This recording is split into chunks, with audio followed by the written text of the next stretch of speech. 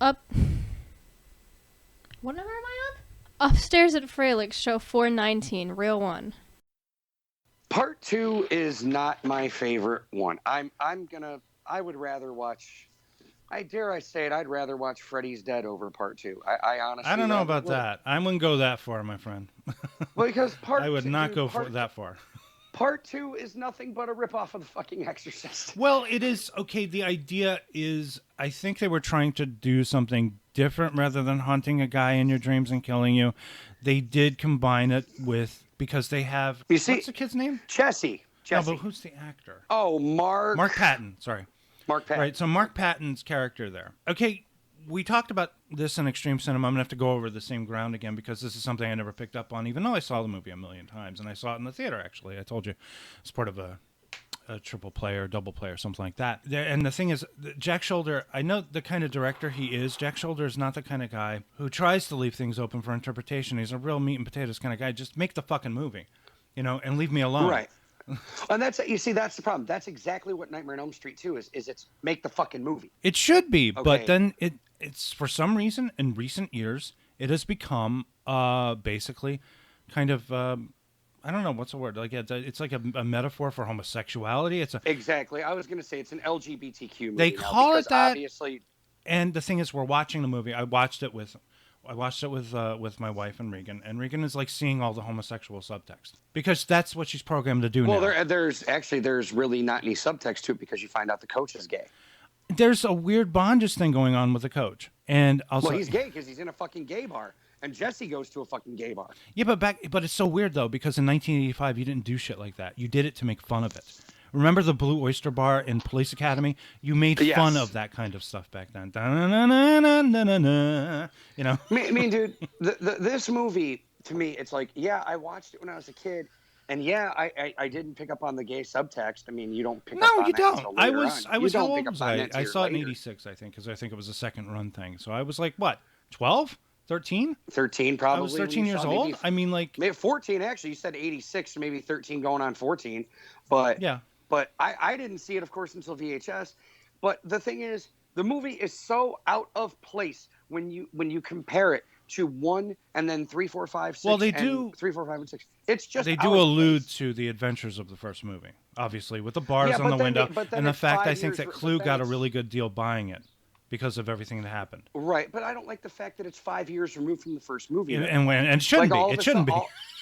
Yeah, all of a sudden they do this fucking time jump, right. Like this 5-year time jump, and I don't like that. I mean, because you could tell the movie was a cut and paste, throw together film. Now, the saving grace on this, of course, is Robert Englund. He gets more time as Freddy in the movie. We actually see him without his makeup at the beginning of the movie. He's the bus driver, and then he becomes Freddy. But you see him, he's there. But you know what I've never liked about this movie? It's like what I've never liked about the first one, I get it, but then they tried to copy the first one so much. Freddy's always in shadow. Right. It's like there are very few scenes where you see Freddy. You don't ever get to see a nice, big, bright daylight shot with Freddy. Like, it's always a night shot. Well, they did have, or something like that. They had, I think they might have had issues with the cinematographer because I think Jack Sholder left and then was replaced by Christopher Tufte, right? Now, what I will say is about this, though, the one great thing that came out of Part 2 was Kevin Yeager, because they switched makeup effects people, because Kevin Yeager did not do the effects on the first movie. He didn't come in until the second movie. But Kevin Yeager was the one who redefined that makeup. See, the thing about Freddy in the first movie... Well, no, actually didn't... There's a scene where he rips off part of the scalp of his skin, and it kind of looks like burnt cheese on a pizza. Did you notice that? He's like, you've got the body, I've got the brains. Yeah. And then we have to see that, too. That's wonderful.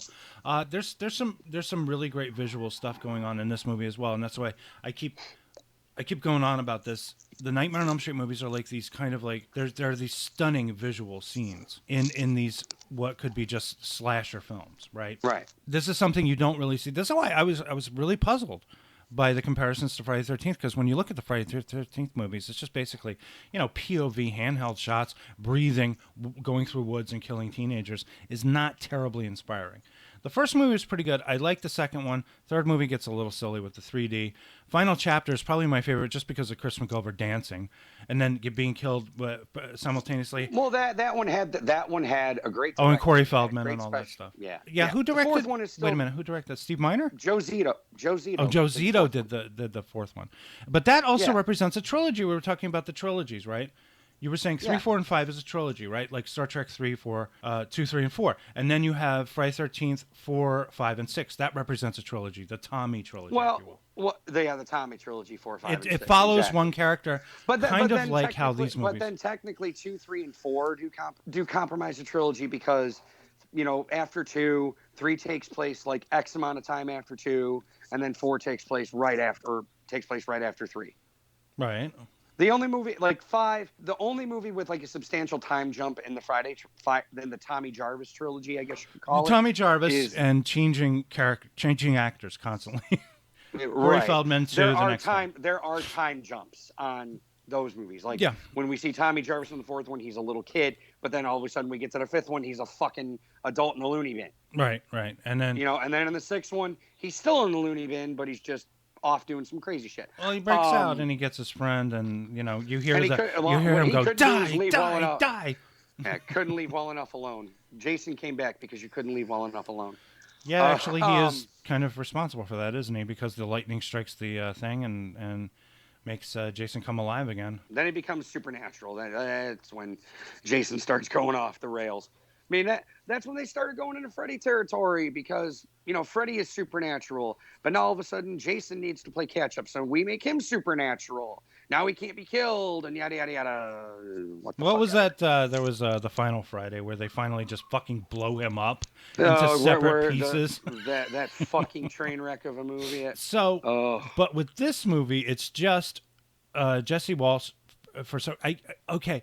Let's put it this way. Maybe his homosexual panic is something that allows a doorway into his unconscious be opened, and Freddy enters into it and takes possession of his body that way. Why not? But then if you think about it even more, it's like apparently Freddy, the house is haunted by Freddy, and Freddy can possess him at any given time. So Amityville too. A little Amityville in there? Yeah. It's like it's an amalgamation of different things because this Everything movie but breaks the rules. This movie totally breaks the rules because now this movie basically says Freddy can possess you and be in the real world. There is no dream. That's the whole thing. Well, yeah, when he comes, but it's the possession of his body, isn't it? Yeah, like that's why he kills all those kids in the pool party, right? Right. Well, he gets possessed in a dream, and then now Freddy can come to life anytime he wants. Okay. I mean that's the whole point. Is that this movie takes what was so great about the first movie and totally shits on it. Well, it's a standard 80s sequel, but this is important. This is why Robert Shea wanted to jump on that. Once he figured out that Wes Craven had no interest in making a sequel, he just jumped on it. He had the property, I guess. He owned it. Yeah. And then he makes the movie for a little over twice the budget of the first one, for $3 million. Gets it in there. Oh, by the way, Christopher Young's score, awesome. Christopher Young is one of the great. Yes, that right there. That's the only. That's a great thing. That is score. His score is very similar to his Hellraiser stuff too, and Fly 2. He also does. I have a collection of Christopher Young scores on tape down in the basement. I think I might have this one. I have the Fly 2. I have Hellraiser. I love those scores. They're fantastic. I have the scores to Hellraiser 1 and 2 on my phone. There you go. So you listen to them. Well, no, but remember, my iPhone is also my iPod, okay? And I have like over 25,000 songs on my iPhone. Crazy. And I have the freaking all 3 Hellraiser soundtracks on my phone. Oh, cool. I have well, I don't do the iPhone, but I have an MP3. I have a flash drive that has like a shit ton of records on it. Also, in addition to everything else I have, but yeah, I've got a bunch of stuff. I don't have the Christopher Young stuff though. I only have that on tape. Down in the basement. I used to have a cassette back when I was driving my old Honda Civic back in the day. I actually had a cassette of the Hellraiser score that I used to play. Mm-hmm. Found it again, another one of the things you find in a thrift store, you grab it. Found the cassette score to Hellraiser. Fuck yeah, I'm grabbing that. Also, you got to hear The Fly 2 if you haven't heard it. It's fantastic. Of course, dude, I've seen The Fly 2. The Fly 2 is almost like a variation on the Hellraiser 2 score. It is. It's a very close. It's different enough, but somewhat the same. It's got some of the same cues. Yeah, he's just got that kind of thing about him, just the way he does these big, massive, ominous, scary sounding, epic scores. It's just what he does. I want to point out, though, this movie set out to accomplish exactly what it set out to accomplish. Yeah, it made money. It made $30 million on a $3 million budget. It was a very quick property. It was something they did. They had it all ready to go. They have a cast. Good cast, too. You know, Clu Gallagher is he's wonderful in the movie. I really like him in this movie. I've always liked him anyway, because he's just awesome. I do like Clu Gallagher. He's a good actor. I mean, it's sad that pretty much everybody else in this movie didn't go on to do too much. I mean, you want to talk about the Hellraiser? Well, Robert Rusler. Let's talk about Robert Rusler for a second. Dude, he popped up in Weird Science. He was in Weird Science. He was the bully with Robert Downey, the weird hoity-toity bullies that they had. They were the same bullies as Zabka in Back to School. They were just preppy bullies, right? And then now the female actress. Kim Myers, yes. Kim Myers. She popped up in a Hellraiser movie. Which one? Bloodline. Oh, I never saw that one. That was the one where Pinhead in space at the end of the movie. I'm sorry. Pinhead in space. I gave up after 3. I saw 3 in the movies, and then that was it. I thought we had said everything we needed to say about Hellraiser. I saw 4 at the movies, so there you go. That was a date movie. I took a date to see that one. My dad took me to go see the 4th one. What's it? Mark Patton? He really didn't do too much. No, he didn't. After this. He didn't. But he again, he's like another one. He's an interior designer. That's interesting. I want to point out that everybody, when they started talking about the homoerotic subtext of this movie recently, I mean, I want to say about 5-6 years ago is when they started really talking about it. He was one of the guys who go, "Oh yes, that's exactly what we intended." And Jack Sholder's like, "I don't know. If you see it that way, great. I don't care. You know, as long as I get my royalties. You know." I'm trying to remember. I think that little girl who played Jesse's sister, she ended up getting a career, I think. Oh my God! You know what I'm flashing on now? That stupid. Yeah, that's what it was. You know what she did? She was in she was on Days of Our Lives. That's what it was. She was on Days of Our Lives or something like that. Where the fuck?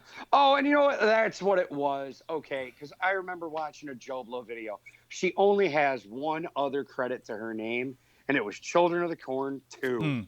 Never saw that one. She played the love interest in Children of the Corn 2. Gotcha. Okay. Okay. So yeah. So I'm flashing on "Hold Me, Baby," "Touch Me," "Drive Me Crazy," "Touch Me All Night Long."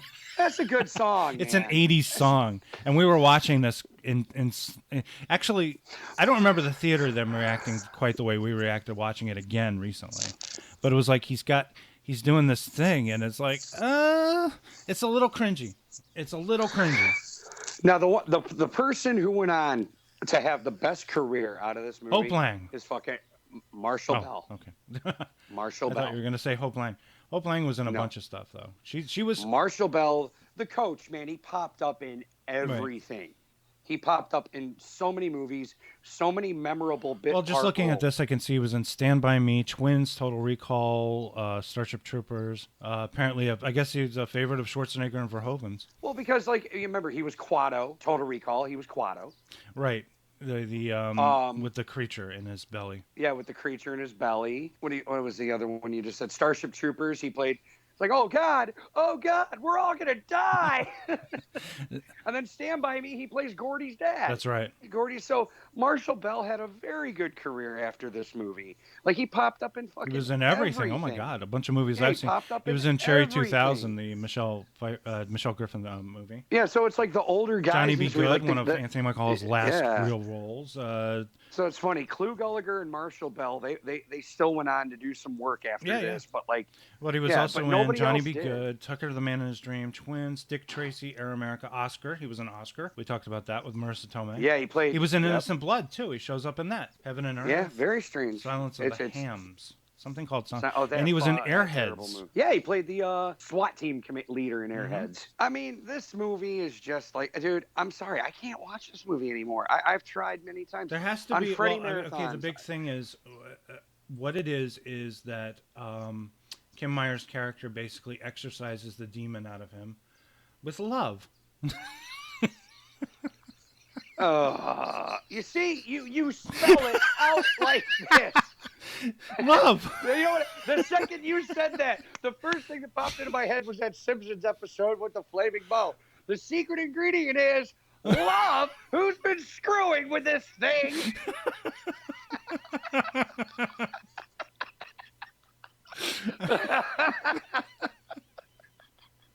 It is love. When Oh God! You see, you talk about it. It's just like, what the fuck, man? This movie's so She actually terrible. takes Freddy and kisses him, and it kills him. Uh, He turns to ash. Yes, it is. No, his fucking Freddy melts away, and then fucking. It's like Robert Jesse Downey crawls Jr. out of the You said love kills the demon. I am, and it will. And then as soon as it's all over, you hear Zelda going, "This house is clean." Oh, you see. Well, okay, all right, yeah, but that's what you do when you can't think of how to end the fucking movie. You're at the end, you're like, okay, somebody's got to die. We got to kill Freddy. How are we going to do it? And then I guess, I don't know, what happens? The writer's wife comes over and kisses him on the cheek, and it's like, that's it! Love! Fuck it, let's do it! You know, another rule this movie breaks, what I've never liked about this, is the fact is that he's got the knives come straight out of his hand. He's not wearing a glove. Yeah. I've never liked that. I think what that was meaning was kind of a tribute to, I want to say it's an homage to The Howling, where we see the claws coming out of the fingers, remember? As the werewolf is growing, we see claws start to emerge from human fingers, and then the fingers get, hairy. And I think that's what they were trying to do. Just have a little because fun. the only time you see, I'm trying to remember, the only time you see Freddy actually wear the fucking glove is right at the beginning during the bus sequence, but then Freddy's in silhouette the whole time. You don't ever see his face. Mm-hmm. Jesse's wearing the fucking glove. Yeah, I don't know how the cops I don't know how a district attorney is going to wrap up this case, but I guess during the big part of it is it's like that whole shower scene with the coach. I guess when Freddy takes over, I guess Freddy is wearing the glove. Sure. I don't think he has the finger blade hands. You don't get the finger blade hands until the final possession. You know? Yeah. Yeah, the last two possessions, I should say, where he kills his best friend. It's a gradual transformation. A little bit of thought was put into this. A little bit. Frankly, I mean, it did what it problem, set out to do. It made money. It made money. It was a hit. That's pretty good. For New Line, $30 million is nothing to sneeze at. For a sequel. That's Karate Kid 2 money. That's a very good, It helped build their company. They put out other products. Like we said, we talked about Critters. We talked about The Hidden. Those were two movies that came out of it. Thank you. So thank you, Nightmare 2, for giving us two really good movies. And thank you to New Line for giving Jack Sholder a better fucking movie to work with the next time around. These budgets did stay comparatively lower. They get bigger, but still stay small because it's New Line. They continue to make money until Dreamchild. Dreamchild didn't do quite as well. Yeah, Dreamchild didn't do all that well. But you see, the thing they had in their back pocket was that they were also cutting, straight to video movies and stuff like that. They were doing low budget that horror paid the video. bills. And yeah, it paid the bills. They were renting well, so they could afford to take losses on a movie like that. And most of the movies they released, they didn't lose money. They didn't lose a lot of money. They didn't lose a lot of money. They didn't make a lot of money though, but they didn't lose them. Yes, but Freddy, for all intents and purposes, kept the fucking lights on. Freddy enabled them to do bigger and better things. Right. They took more risks. I mean, also, when exactly? Do you know when the exact time when Warner Brothers bought into New Line? It was, I want to say it was around between 96 and 98. All right, so it was before. It was before 2000. Then it was before Lord of the Rings and all that. Yeah, it was way before that. And they were able to take money and then buy the Freddy franchise. Well, they owned it when they bought New Line. They ended up getting it anyway. No, I mean New Line. I mean the Jason franchise rather. They bought the Jason franchise from Paramount. They didn't buy it because Paramount didn't want it anymore. So they sold it at a bargain rate after Jason Takes Manhattan. Yeah, and then Jason Goes to Hell didn't come out to what, 93?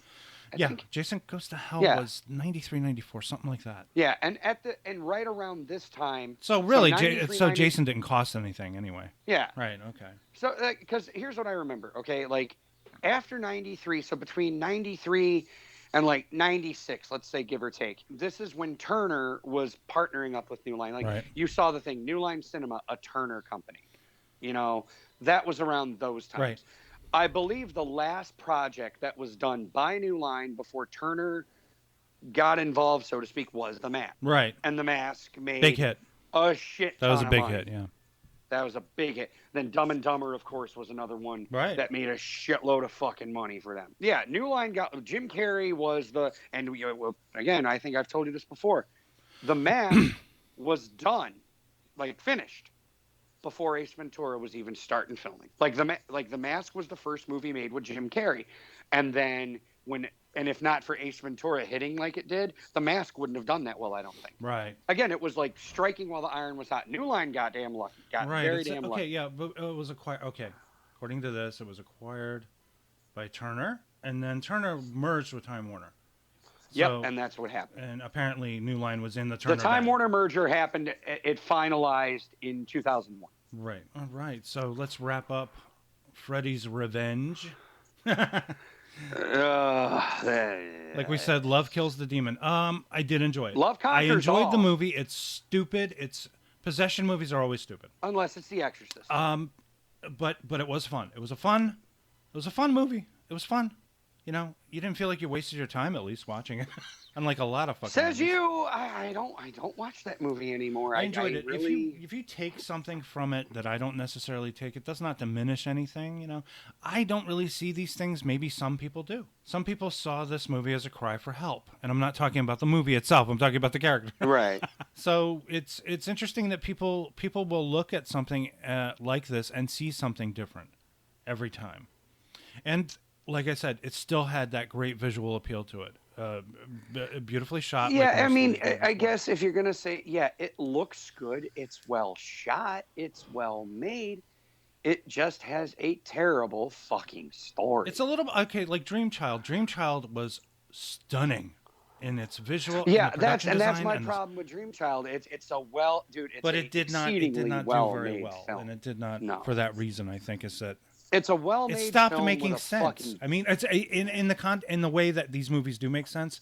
It stops making sense in the trilogy at that point. It's just a well-made film with a bad screenplay. That's what Part 5 is. Yeah. A very well, we'll get to that when we get to that. And I'll say the same for Part 2.